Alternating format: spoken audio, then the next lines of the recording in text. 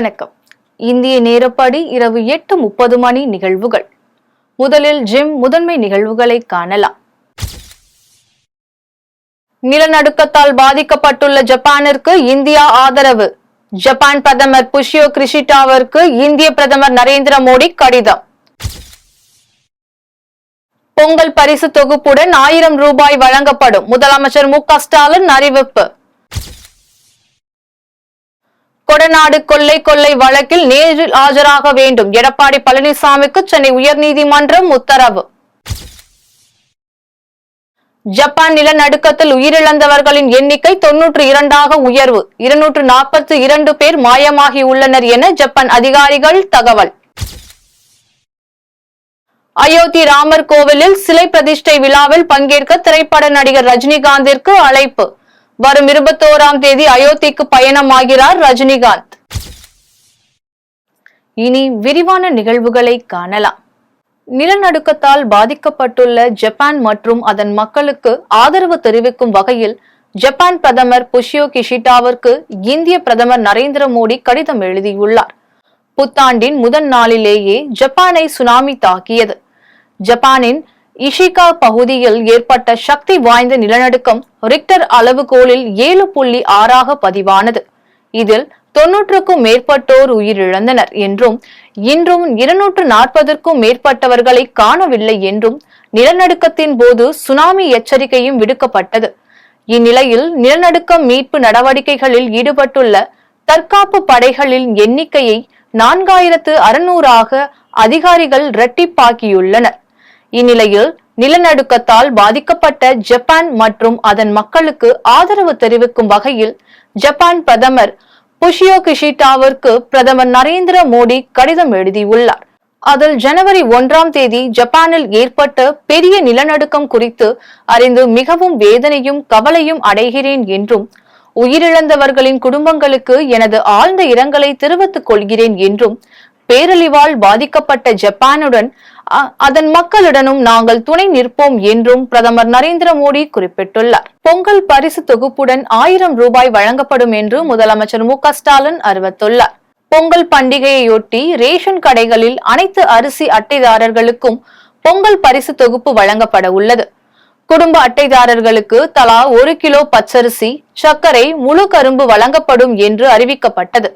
இந்த பரிசு தொகுப்பில் கடந்த ஆண்டு வழங்கப்பட்ட 1000 ரூபாய் குறித்து அறிவிப்பு வெளியாகவில்லை. இதற்கு பல்வேறு அரசியல் கட்சி தலைவர்கள் எதிர்ப்பு தெரிவித்து வந்தனர். இந்நிலையில் பொங்கல் பரிசு தொகுப்புடன் 1000 ரூபாய் வழங்கப்படும் என்று முதலமைச்சர் மு.க. ஸ்டாலின் அறிவித்துள்ளார். இதன் காரணமாக கலைஞர் மகளிர் உரிமை திட்டத்தின் கீழ் பயன்பெறும் 1,15,00,000 பயனாளிகளுக்கு ஒவ்வொரு மாதமும் வழங்கப்படும் 1000 ரூபாய் தொகையானது பொங்கல் திருநாளை முன்னிட்டு இம்மாதம் 10ஆம் தேதியே வரவு வைக்கப்படும் என்றும் அறிவித்துள்ளார். கொடநாடு கொள்ளை வழக்கில் நேரில் ஆஜராக வேண்டும் என்று எடப்பாடி பழனிசாமிக்கு சென்னை உயர்நீதிமன்றம் உத்தரவிட்டுள்ளது. கொடநாடு கொள்ளை வழக்கில் சாட்சியங்களை பதிவு செய்ய எடப்பாடி பழனிசாமி நேரில் ஆஜராக வேண்டும் என்று சென்னை உயர்நீதிமன்றம் உத்தரவிட்டுள்ளது. வரும் 30-31ஆம் தேதிகளில் உயர்நீதிமன்ற வளாகத்தில் உள்ள மாஸ்டர் நீதிமன்றத்தில் எடப்பாடி பழனிசாமி ஆஜராக வேண்டும் என்று சென்னை உயர்நீதிமன்றம் உத்தரவிட்டுள்ளது. மாஸ்டர் நீதிமன்றத்தில் ஆஜராக எடப்பாடி பழனிசாமிக்கு விலக்களித்ததை எதிர்த்து மேத்யூ சாமுவேல் தொடர்ந்த வழக்கில் சென்னை உயர்நீதிமன்றம் இந்த உத்தரவை பிறப்பித்துள்ளது. ஜப்பான் நிலநடுக்கத்தில் உயிரிழந்தவர்களின் எண்ணிக்கை 92ஆக உயர்ந்துள்ளது என்றும் 242 பேர் மாயமாகி உள்ளனர் என்றும் ஜப்பான் அதிகாரிகள் தெரிவித்துள்ளனர்.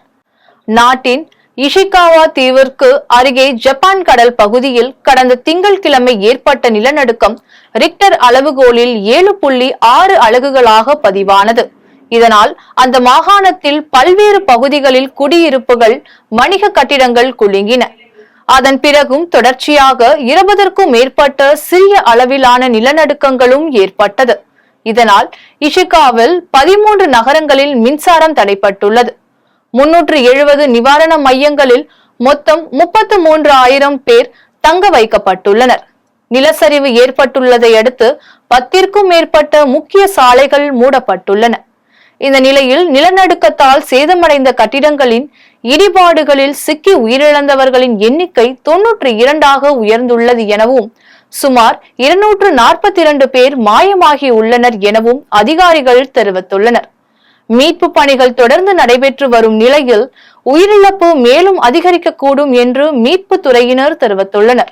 பாஜகவை சேர்ந்த அர்ஜுனமூர்த்தி மற்றும் RSS அமைப்பினர் அயோத்தி ராமர் கோவிலில் சிலை பிரதிஷ்டை விழாவில் பங்கேற்க ரஜினிகாந்திற்கு அழைப்பு விடுத்ததை அடுத்து வரும் 21ஆம் தேதி திரைப்பட நடிகர் ரஜினிகாந்த் அயோத்திக்கு பயணமாகிறார்.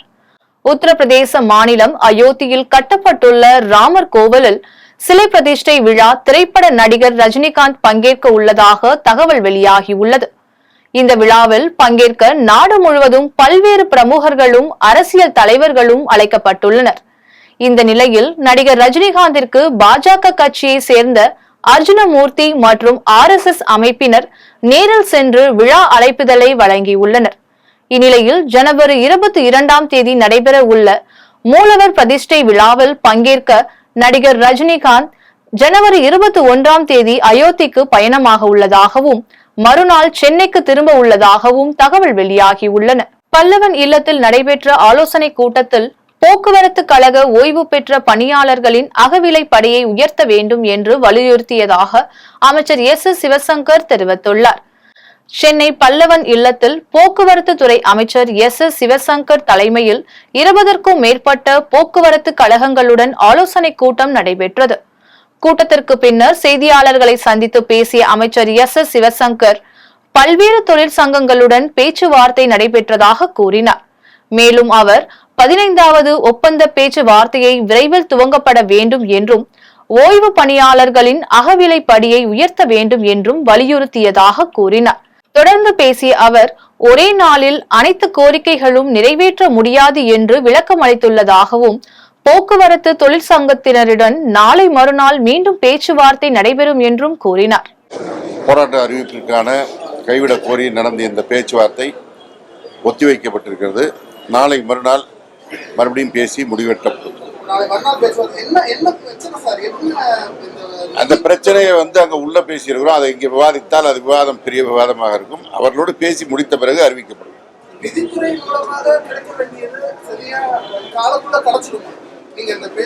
அதாவது எல்லோருக்கும் ஒரு கோரிக்கை இருக்கும். அந்த கோரிக்கை முழுவதும் ஒரே நாளில் எட்ட முடியாது. அந்த கோரிக்கை குறித்து பேசிதான் முடிவெடுக்கப்படும். எனவே அது நீதித்துறையோடு பேசிய பிறகு. விருதாச்சலம் அரசு ஆண்கள் மேல்நிலை பள்ளியில் கல்வித்துறை அமைச்சர் அன்பில் மகேஷ் பொய்யாமொழி ஆய்வு மேற்கொண்டார். கடலூர் மாவட்டத்திற்கு சுற்றுப்பயணம் மேற்கொண்ட பள்ளி கல்வித்துறை அமைச்சர் அன்பில் மகேஷ் பொய்யாமொழி அரசு ஆண்கள் மேல்நிலை பள்ளியில் ஆய்வு மேற்கொண்டார். பின்னர் பள்ளிகளில் உள்ள குறைகளை மாணவர்களிடமும் ஆசிரியர்களிடமும் அவர் கேட்டறிந்தார். அப்போது பள்ளியில் உள்ள குடிநீரை குடிக்க முடியாத நிலை உள்ளதாக மாணவர்கள் தெரிவித்தனர். இதையடுத்து மாணவர்களுக்கு நகராட்சி நிர்வாகம் மூலம் குடிநீர் வழங்க வேண்டும் என்று நகரமன்ற தலைவருக்கு அமைச்சர் உத்தரவிட்டார். அரக்கோணம் தொழிற்பயிற்சி நிலையத்தில் புதிதாக துவக்கப்பட்டுள்ள 4.0 தொழில் மையத்தில் தொழிலாளர்கள் நலன் திறன் மேம்பாட்டுத்துறை அமைச்சர் CV கணேசன் ஆய்வு மேற்கொண்டார். ராணிப்பேட்டை மாவட்டம் அரக்கோணம் தொழிற்பயிற்சி நிலையத்தில் புதிதாக துவக்கப்பட்டுள்ள 4.0 தொழில் மையத்தில் நவீன இயந்திரங்கள் மூலம் மாணவர்களுக்கு வழங்கப்பட்டு வரும் செயல்முறை பயிற்சிகளையும் மற்றும் தொழிற்பயிற்சி நிலைய பணிமனையில் எலக்ட்ரீஷியன்ஸ், பிட்டர், மெக்கானிக்கல் உள்ளிட்ட பயிற்சி வகுப்புகள் நடைபெறுவதையும் தொழிலாளர்கள் நலன் திறன் மேம்பாட்டுத்துறை அமைச்சர் CV கணேசன் நேரில் பார்வையிட்டு ஆய்வு செய்தார். நிகழ்ச்சியில் வேலைவாய்ப்பு மற்றும் பயிற்சித்துறை ஆணையர் சுந்தரவள்ளி, மாவட்ட ஆட்சியர் வளர்மதி, திறன் மேம்பாட்டு கழக கூடுதல் இயக்குனர் ரவிச்சந்திரன், உதவி இயக்குனர் பாபு, தொழில் மேலாண்மை குழு தலைவர் ஹரிதாஸ், ஒன்றிய குழு தலைவர் நிர்மலா சவுந்தர், வருவாய் கோட்டாட்சியர் பாத்திமா, வட்டாட்சியர் சண்முக சுந்தரம், வருவாய் ஆய்வாளர் கமலக்கண்ணன், முன்னாள் சட்டமன்ற உறுப்பினர் தமிழ்ச்செல்வன், நகர செயலாளர் ஜோதி உட்பட பலர் கலந்து கொண்டனர். ஆய்வை தொடர்ந்து அமைச்சர் CV கணேசன் மாணவர்களிடையே பேசினார்.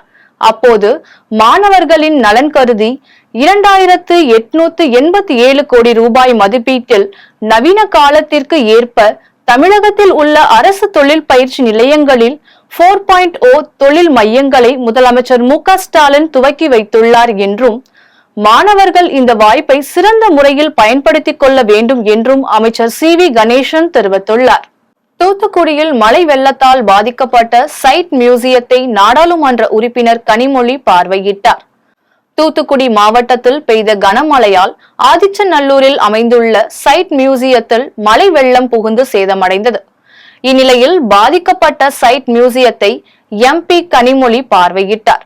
அப்போது மத்திய தொல்லியல் துறையினர் மழை வெள்ளம் பாதிப்புகள் குறித்து விளக்கம் அளித்தனர். பின்னர் செய்தியாளர்களிடம் பேசிய MP கனிமொழி, வரும் காலங்களில் சைட் மியூசியத்தில் பாதிப்புகள் ஏற்படாத வண்ணம் நடவடிக்கை எடுக்கப்படும் என்று கூறினார். தாழிகள் இது எல்லாமே உடையக்கூடிய ஒரு சூழல், கீழே விழக்கூடிய சூழல், தண்ணி மிதந்து வரக்கூடிய ஒரு சூழல், அப்ப அது உள்ள இருக்கக்கூடிய அந்த பொருள்லாம் சகதியாக இருக்கக்கூடிய ஒரு சூழல், இதெல்லாம் உருவாகிருக்கு. இனிமேல் இதை வராமல் இதெல்லாம் பாதுகாப்பதற்கு சயின்டிபிக்கா என்ன வழிமுறைகள் இருக்கோ அதை கையாண்டு இந்த இடத்தை பாதுகாப்பாக வைக்க வேண்டும் என்றுதான் எல்லாரும். தமிழக அரசு சார்பில் சிவகலையில அகழாய்வு பண்ணியிருந்தாங்க. அந்த குழிகள் ஆகாம இன்னும் தண்ணி தான் இருக்கு. அதை எடுக்கிறதுக்கான நடவடிக்கை எதுவுமே எடுக்கல அப்படிங்கிற குற்றச்சாட்டு அந்த பகுதியில் இருக்கின்றோம். எடுத்துதாங்க இருக்காங்க. அங்க இருக்கக்கூடிய அதிகாரிகள் அந்த இடத்தை பாதுகாப்பதற்கான எல்லா வேலைகளையும் செய்து கொண்டிருக்கிறார். அப்படியும் இருந்தால் நான் நிச்சயமா அதிகாரிகளிடம் அதை பற்றி. எண்ணூரில் போராட்டத்தில் ஈடுபட்டு வரும் மீனவர்களை தமிழ் மாநில காங்கிரஸ் கட்சி தலைவர் நேரில் சந்தித்தார். சென்னை எண்ணூரில் பெரிய குப்பம் மற்றும் சின்ன குப்பம் பகுதியை சேர்ந்த பொதுமக்கள் கோரமண்டல் தொழிற்சாலையை மூடக்கோரி 9வது நாளாக போராட்டத்தில் ஈடுபட்டனர். இந்நிலையில் போராட்டத்தில் ஈடுபட்ட மீனவ மக்களை தமிழ் மாநில காங்கிரஸ் தலைவர் GK வாசன் நேரில் சென்று பிரச்சனை குறித்து கேட்டறிந்தார். பின்னர் செய்தியாளர்களை சந்தித்து பேசிய அவர், அமோனியா கசிவால் பாதிக்கப்பட்ட மக்களுக்கு இலவச மருத்துவ சேவை வழங்க வேண்டும் என்று கூறினார். நிர்வாகமும் அரசும் கொடுக்க வேண்டும் என்பதுதான் எங்களுடைய வேண்டுகோள். அரசை பொறுத்தவரையில ஏழை எளிய சாதாரண மக்கள் பாதிக்கும் போது அவர்களுக்கு நாடக்கூடிய ஒரே இடம் அரசு மருத்துவமனை தான், தனியார் மருத்துவமனை அல்ல. எனவே மக்கள் மீது அவர்கள் அக்கறையோடு, அவர்கள் மீது பாசத்தோடு, பரிவோடு உடனடியாக அவருடைய உடல் நலத்தை பேரும் வகையிலே இங்கே மருத்துவ முகாமை நடத்த வேண்டும். அதன் அடிப்படையிலே இந்த அமோனியா கேஸ் லீக்கினால் பாதிக்கப்பட்டவர்களுக்கு ஃப்ரீ சர்வீஸ் ஹாஸ்பிட்டலிலே அரசு கொடுக்க வேண்டும் என்பதுதான் எங்களுடைய வேண்டுகோள். சேலம் மாவட்டத்தில் உள்ள போலூரில் பாஜக மாநில தலைவர் அண்ணாமலை என் மண் என் மக்கள் என்ற பெயரில் பாத யாத்திரை மேற்கொண்டார். சேலம் மாவட்டம் வாழப்பாடி அடுத்த போலூரில் என் மண் என் மக்கள் என்ற பெயரில் பாஜக தலைவர் அண்ணாமலை பாத யாத்திரை மேற்கொண்டார். யாத்திரையின் போது மக்களை சந்தித்து அவர்களிடமிருந்து பல்வேறு மனுக்களை பெற்றுக் கொண்டார். தொடர்ந்து பேசிய அவர், திமுக ஆட்சியில் மாதம் 1000 ரூபாய் பெண்களுக்கு கொடுத்துவிட்டு ஒவ்வொரு குடும்ப அட்டையின் மீதம் லட்சக்கணக்கில் கடன் வாங்க உள்ளதாகவும், விவசாயிகளுக்கு வருடம் 6000 ரூபாய் வங்கி கணக்கில் செலுத்தி வருவது குறித்தும் பேசினார். மேலும் கள்ளக்குறிச்சி பாராளுமன்ற உறுப்பினர் கௌதம சிகாமணி தொகுதிக்கான திட்டங்களை செயல்படுத்தாமல் இருக்கிறார்கள் எனவும், அவர் விரைவில் சிறைக்கு செல்வார் எனவும் சுட்டிக்காட்டி பேசினார். இதில் ஆயிரக்கணக்கான பொதுமக்கள் கலந்து கொண்டனர். நாடாளுமன்ற தேர்தலில் பாஜகவை வீழ்த்த அதிமுக எனும் ஆயுதம் மிக முக்கியமானது என்று மதுரையில் SDBI கட்சியின் மாநில தலைவர் நெல்லை முபாரக் தெரிவித்துள்ளார். மதுரையில் SDBI கட்சியின் மாநில தலைவர் நெல்லை முபாரக் செய்தியாளர்களை சந்தித்து பேசினார்.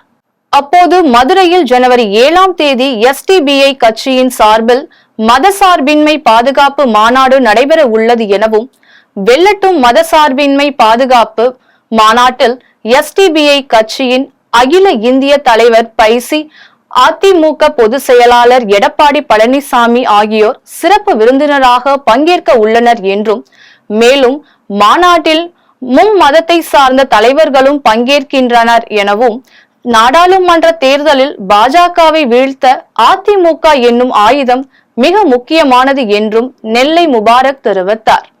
20,000 கோடி ரூபாய் பொருளாதார சீரழிவை தென் மாவட்டங்கள் சந்தித்திருக்கிறது. எனவே தென் மாவட்டத்திலே பொங்கல் பரிசை இரட்டிப்பாக தமிழக அரசு அந்த பகுதி விவசாயிகளுக்கு வழங்க வேண்டும். ஏற்கனவே 6000 ரூபாயை அறிவித்திருக்கிறார்கள்.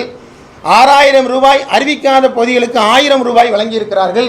இந்த 1000 ரூபாய் வழங்குகிற பகுதிகளில் எல்லாம் கிராமப்புற பகுதிகள், அவர்களுடைய ஆடு மாடு கால்நடைகள் இறந்து போயிருக்கிறது.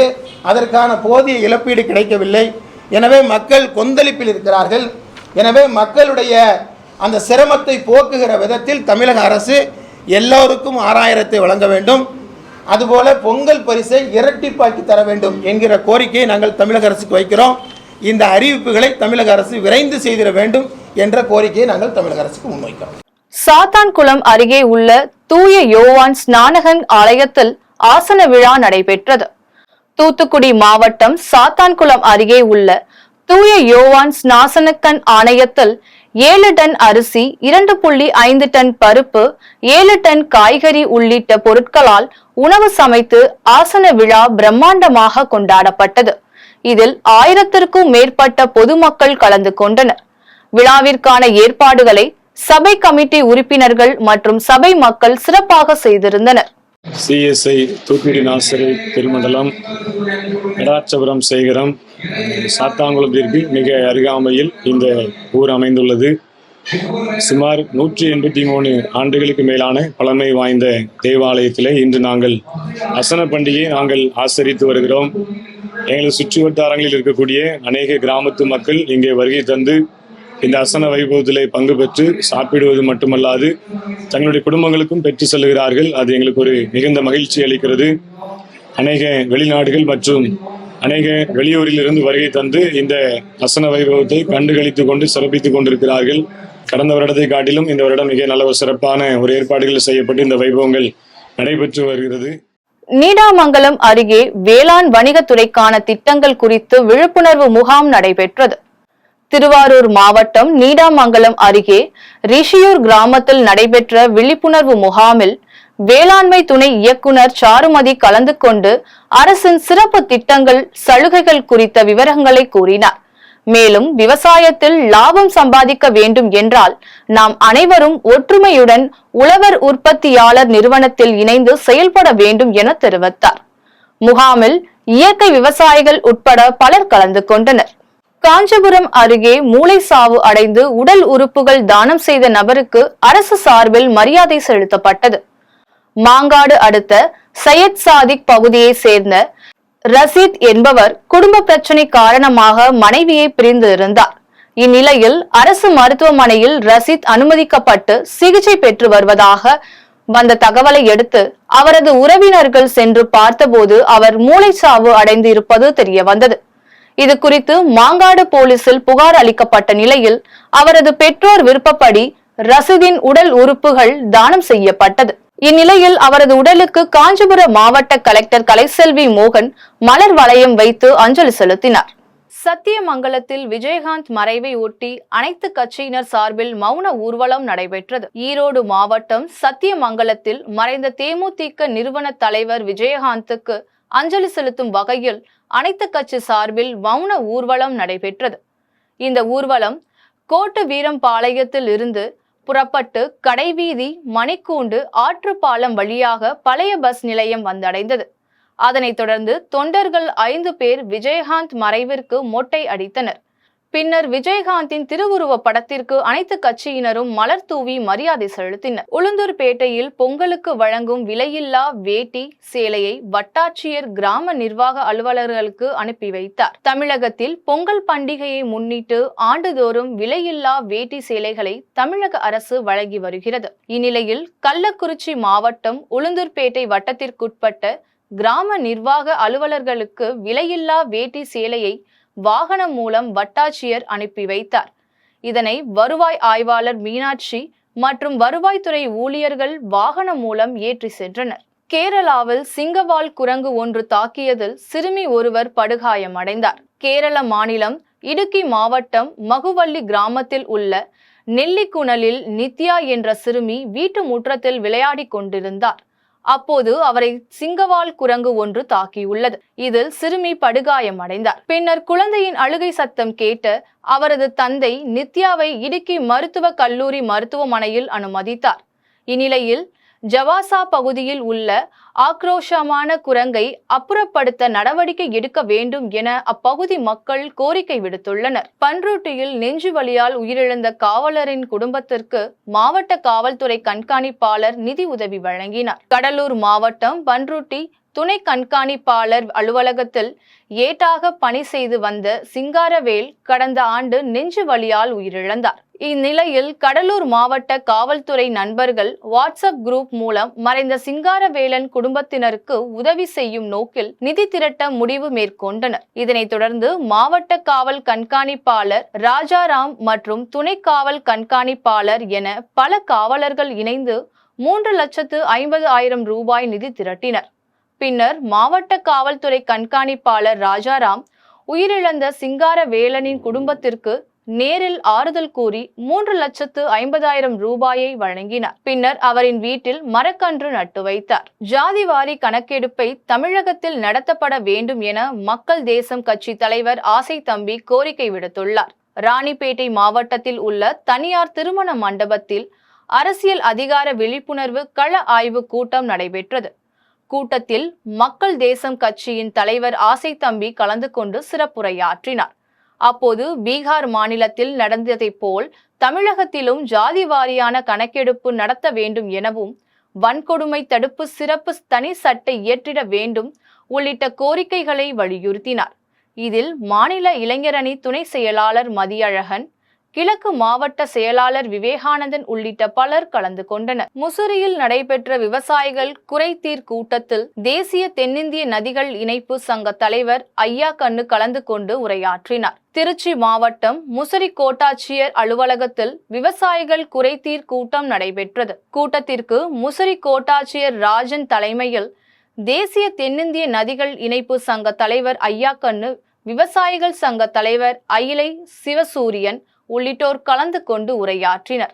அப்போது காவேரி ஆற்றுடன் ஐயாறு ஆற்றை இணைக்க வேண்டும் என்று வேண்டுகோள் விடுத்தனர்.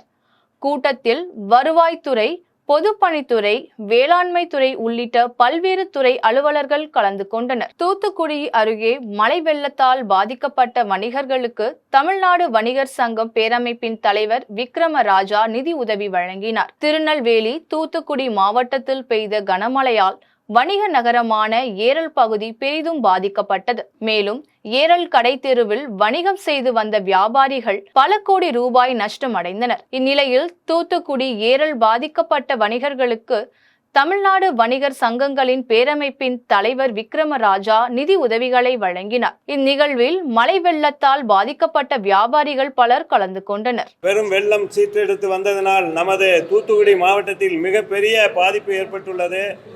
அதன் அடிப்படையிலே தமிழ்நாடு வணிகர் சங்கங்களின் பேரமைப்பு பாதிக்கப்பட்ட வணிகர்களுக்கு வெள்ள நிவாரணம் வழங்குவதற்காக அவர்களுக்கு நலத்திட்டமாக நிதி வழங்கும் விதமாக தமிழ்நாடு வணிகர் சங்கங்களின் பேரமைப்பின் மாநில தலைவர் அவர்கள் இன்றைய தினம் எல்லோருக்கும் நல உதவி வழங்கினார்கள். பவானி பேருந்து நிலையத்தில் புதிதாக பொருத்தப்பட்ட 50க்கும் மேற்பட்ட சிசிடிவி கேமராக்களை உட்கோட்ட காவல் துணை கண்காணிப்பாளர் திறந்து வைத்தார். ஈரோடு மாவட்டம் பவானி புதிய பேருந்து நிலையத்தில் பொதுமக்கள் மற்றும் வியாபாரிகள் பாதுகாப்பிற்காக புதிதாக 50க்கும் மேற்பட்ட சிசிடிவி கேமராக்கள் பொருத்தப்பட்டது. இதற்காக பவானி புதிய பேருந்து நிலைய வியாபாரிகள் சங்கம் சார்பில் 3,26,000 ரூபாய் மதிப்பில் நிதி திரட்டப்பட்டது. இந்நிலையில் பவானி உட்கோட்ட காவல்துறை துணை கண்காணிப்பாளர் அமிர்தவர்ஷினி கேமராக்களை திறந்து வைத்தார். மேலும் குற்ற சம்பவங்களை தடுப்பதற்கு காவல்துறைக்கு ஒத்துழைப்பு வழங்கி கேமரா பொருத்தியுள்ளது பாராட்டுதலுக்குரியது என கூறினார். இந்த நிகழ்ச்சியில் பவானி வட்ட காவல் ஆய்வாளர் கிருஷ்ணமூர்த்தி, பவானி நகர மன்ற தலைவர் சிந்தூரி இளங்கோவன், திமுக நகர செயலாளர் நாகராஜன் உள்ளிட்டோர் பலர் கலந்து கொண்டனர்.